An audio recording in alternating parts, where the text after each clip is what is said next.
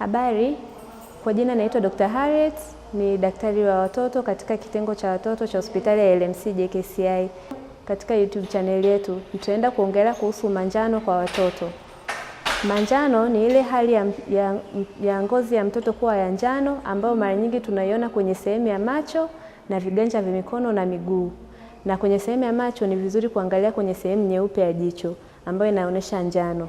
Na inakuwa ni kwa sababu ya kemikali ambayo inaitwa bilirubin, inakuwa iko juu kulingana na kile kiwango ambacho mtoto mwili wake inaweza kustahimili. Na mara nyingi kuna aina mbili za manjano. Kuna manjano ambayo ni mbaya na manjano ambayo ni ya kawaida. Manjano ambayo ni mbaya tunaita pathological kwa kitaalamu, na manjano ambayo sio mbaya ni physiological. Nikianza na hii ya physiological jaundice au manjano ambayo sio mbaya, mara nyingi huwa inajitokeza ndani ya baada ya masaa 24 ya maisha, na inaweza ikajionyesha ndani ya siku 2 mpaka 7 kwa mtoto mchanga mpya aliyezaliwa. Na manjano ambayo ni mbaya ni ile ambayo inajionyesha kuanzia siku ya kwanza ya maisha au mtoto anaweza akazaliwa nayo, na huwa inaambatanishwa na dalili mbaya ambazo ni moja, mtoto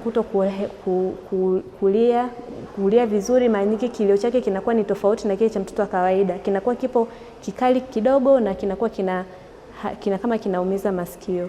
Na sababu nyingine ya pili ni mtoto anakuwa anashindwa kunyonya vizuri, anakuwa analegea au anakuwa analala sana zaidi ya yale masaa yake, na anakuwa anapitiliza ule muda wake wa kula.